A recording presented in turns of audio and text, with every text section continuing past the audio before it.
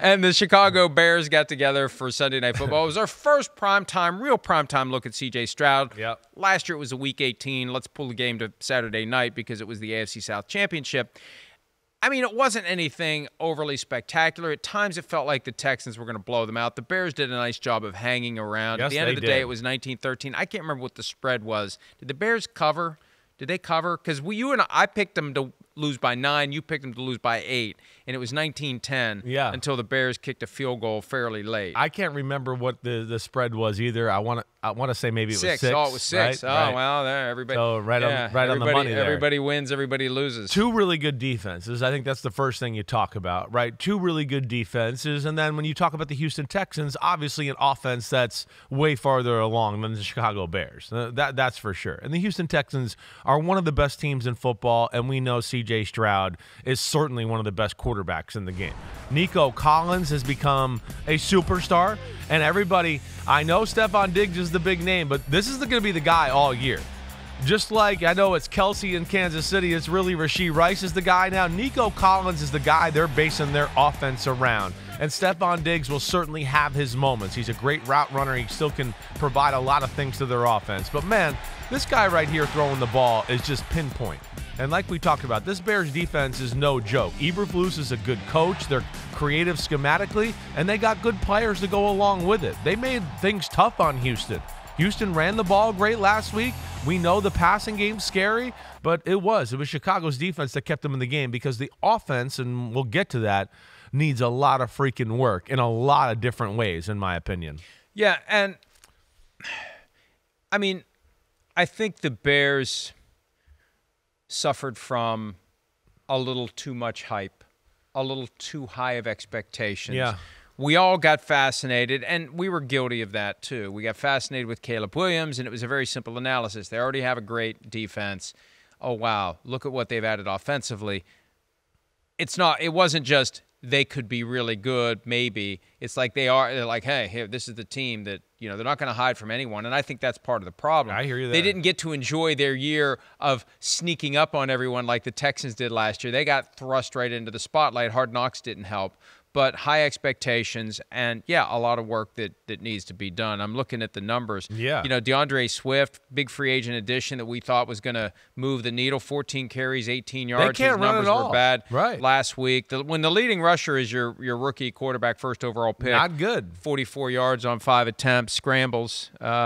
I assume for the most part. I doubt those were designed runs. No, it's the second week in a row, Yeah. Mike. They're all line, kind of got their ass beat. That's just a simple That's way been of a it. perpetual issue with the Bears too. Man, it's kind of surprising because last year it ended off on a solid note where you went, hey, things are going in the right direction. They move guys around a little bit. You had some hope there, but you're right, Mike. It's been an issue for a few years, and it's still an issue right now. They can't run the ball worth a damn. 7 sacks last night. We saw Tennessee's defense in week 1, especially the interior part of their D-line, just absolutely dominated the Bears' interior part of their offensive line. So that is concerning, let alone there's no Keenan Allen, and he's hurt, and he is at that age where this could be, something that is kind of consistent. Rome Odunze was playing less than 100%, and now you have a rookie quarterback, and on top of that, 2 weeks in a row, and I know it's early, and I'm not going to try to overdo this, but I don't love what I see from the offense even schematically. That's my big thing. That's what would bother me. I watched all the game on film last week. It was way too basic. You heard me say that. I don't care who was playing quarterback. There was nothing there to be had. Now, the Texans defense is awesome. I get that. But still, when I watch some of the route patterns, we get all these camera angles on NBC, and I can see it all. The Houston Texans don't like to blitz and play man-to-man. That's not what they do. You know what they did last night? They blitzed and play man-to-man. One of my big reasons I would think that happened is because they watched film and they said, wait, let's blitz so he can't run around. And they only run like 5 routes on offense. It's a go route. It's a slant route. It's a shallow cross. I mean, here the highlights are saying it all for me. You see the routes downfield. It's nothing.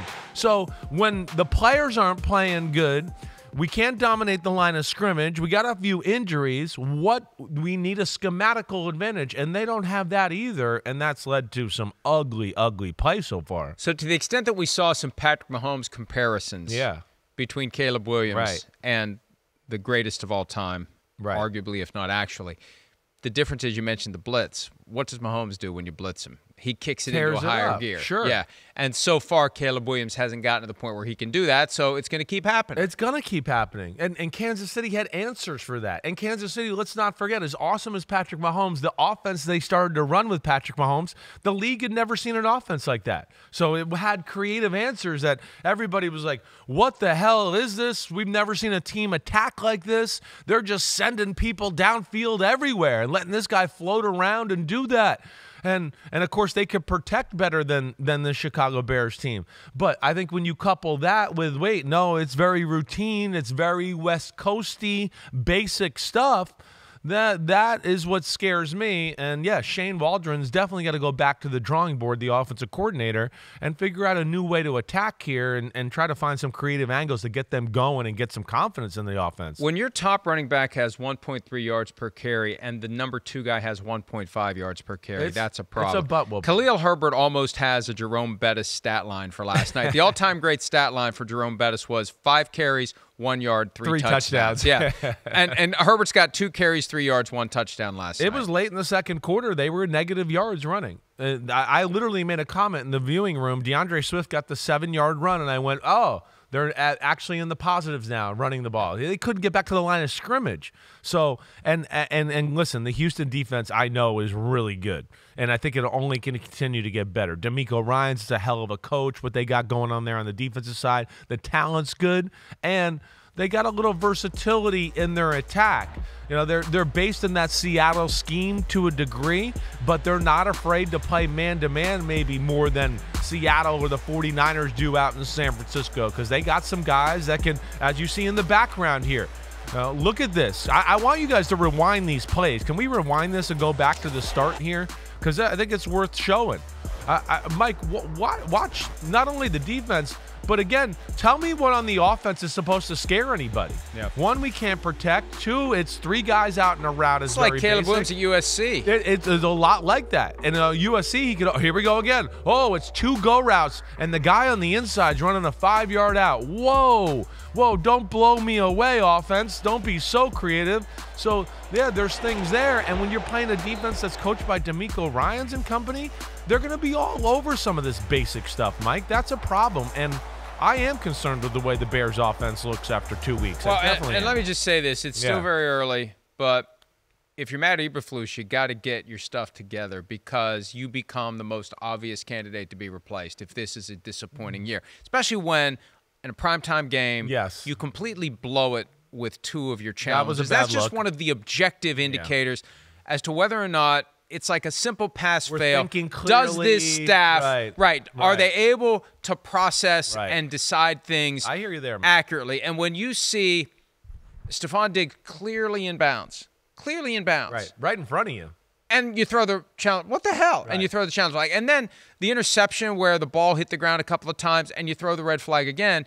Eberflus defended his processes after the game. But it's all in the outcome. Right. I don't care about your process. The emotions I care about the outcome. Yeah. Right. He was wanting to be out because it was a 3rd down. And that's where I have, and I guess now that since you get a 3rd challenge, if you get one of the first 2 right, you may have a greater willingness to just kind of do that every now frustration challenge. Yeah, right. Almost like a simulated timeout. Like, I'm just pissed and I'm throwing this red flag in lieu of calling timeout, and maybe I'll get lucky. Yep.